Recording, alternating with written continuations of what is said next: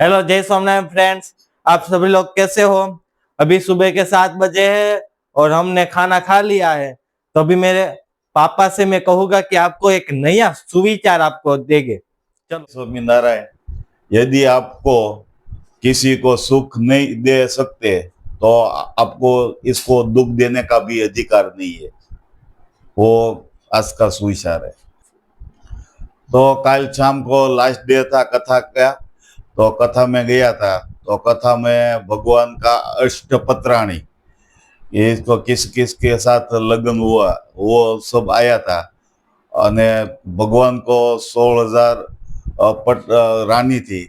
तो कथा में वही एक पॉइंट था कि कृष्ण भगवान के जितना लगन हुआ वो इसकी मर्जी से नहीं हुआ। जे इसके जिसके साथ शादी की इसकी मर्जी से लगन हुआ, कृष्ण भगवान की मर्जी से एक भी लगन नहीं हुआ। वही कथा का मेन पॉइंट।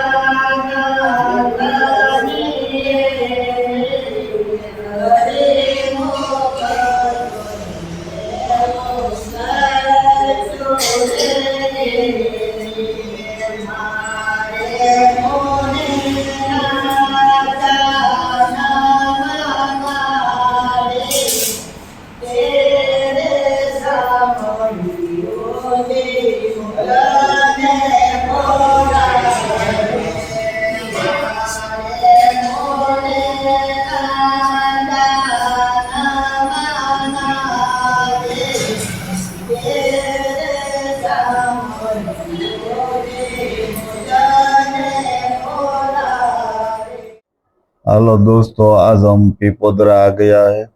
और पीपोदरा में 50 लीटर का प्लान था। तो प्लान में पानी अच्छा नहीं आ रहा था, कम पानी आ रहा था। ये 2 महीना पहले ही रिपेयर किया था, वो सेट बोलता था।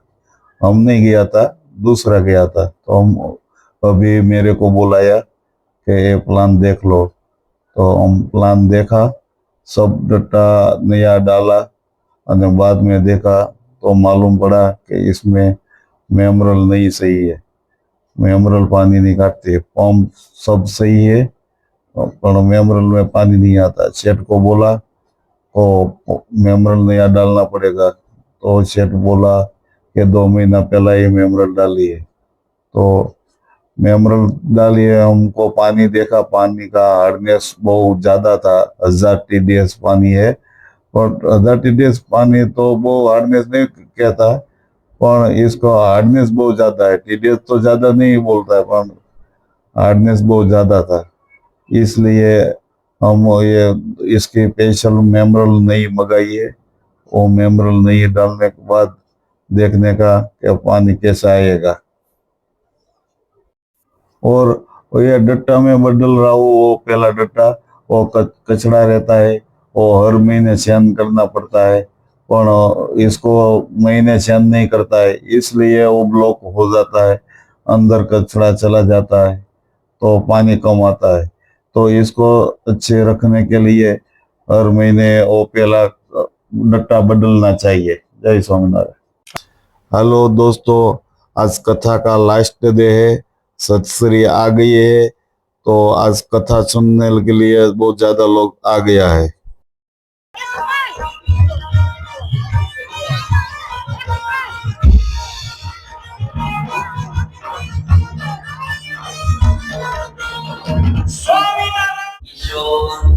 आंखों से मेरा फूल हो गया।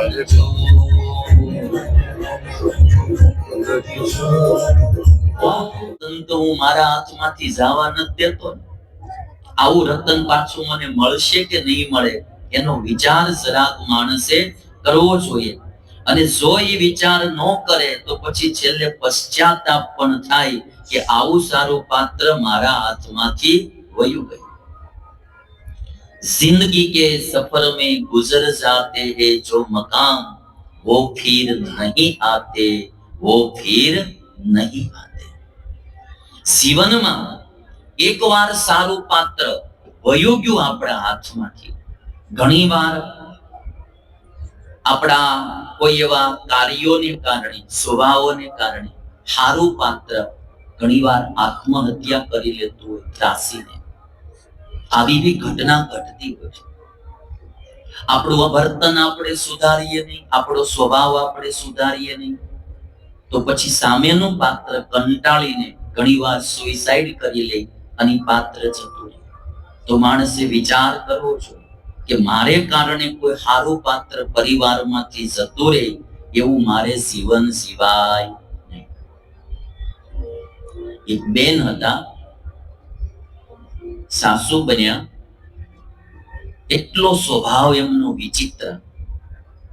દીકરાની વહુ બહુ ડાઈ ડમરી ને સંસ્કારી હતી, પણ સાસુબા શિશુપાલની જેમ હેરાન કર્યા જ કરે, કર્યા જ કરે, કર્યા જ કરે. કોઈ રીતે શાંતિ લેવા દે જ નહીં દીકરાની વહુને. પછી થયું એવું કે એના પતિ હતા ને, સાસુના પતિ, એને ઘણી વાર કે ભગવાને આપણને દીકરી કરતા હારી વહુ દીધી છે, તું આવું શા માટે કરશો? પણ હવે માથા ભારે ભાઈ પતિનું કાંઈ સાંભળે, એને ખીજાણા કરે, ધમકાવ્યા કરે.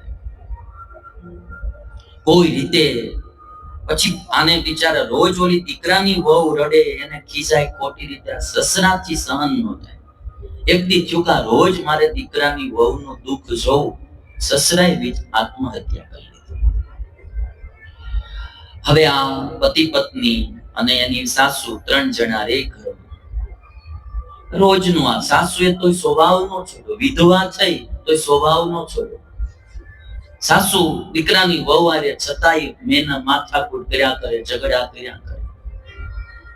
વહુનો પતિ ઘરે આવે તો ફરિયાદ કરે, ભાઈ આજ આવું કર્યું, આમ થયું, આમ થયું, બધું થાય. એકવાર કંટાળીને પછી આ બાઈએ બી વહુએ આત્મહત્યા કરી. વહુ ગઈ, થોડાક સમય પછી છોકરાને એમ થયું કે હવે આ જિંદગી જીવીને શું કરવી? એને હાથ તૈણી વેગે ઓલી ટપોડી હજી જીવે છે. જાવાની જરૂર એને હતી હકીકતમાં. એમ તો ઘણી વખત આપણા સ્વભાવ પ્રકૃતિને કારણે આપણા પરિવારના હારા મેમ્બરો જતા રહે કે આપણાથી જુદા પડી જાય, એવું જીવન જીવવું નહીં. ઓળખવામાં બહુ મોટો ફરક પડી જાય ભાઈ. ઘણી વાર એમ થાય હારા હોવા જોઈએ ને, એટલે મેં આ તમને ચાર્ટ બતાવીને કીધું, હારા હોય ને તોય ઓળખાય નહીં ભાઈ. કૃષ્ણ સારા જ હતા, આજ સુધી દુનિયા એને યાદ કરે એવા કૃષ્ણ હતા, પણ હગ્ગો ફઈનો છોકરો શિશુપાલ કૃષ્ણને ઓળખી શક્યો નહીં. નડવામાં જિંદગી વ્યતીત કરી. અને કૃષ્ણ ભગવાને તો એના ગુના 100 વખત માફ કર્યા, પણ આવડો આ સુધર્યો નહીં. એટલે આ ભગવાનના જીવનમાંથી મારે તમારે શીખો, આપણી ભેગા જે પાત્રો હોય એને સુખી કરવા, એને ક્યારેય દુખી ન કરવા. हेलो दोस्तों, जो आप देख रहे हो कि सभा मंडप फुल हो गया है, तो आज इधर बाहर रोड पे ही प्रसाद वितरण करने का है. ये रोड ऊपर बाहर वितरण करने का है. आज फुल सभा मंडप है, अंदर जगह ही नहीं है. जय स्वामीनारायण. आज खाना खा लिया है. दूधी कोफ्ता का शाक था અને ખાલી 8 પરોઠા ખાયા, ज्यादा नहीं खाया. भूख लगी थी, भूख कम लगी थी, એટલે ખાલી 8 परोठा खाया, કારણ કે 8 रोटली मैं खाता हूँ. स्वामीनारायण फ्रेंड्स, आपको ये वीडियो अच्छा लगा हो तो हमारे चैनल को लाइक करो, शेयर करो और सब्सक्राइब करो. जय स्वामीनारायण.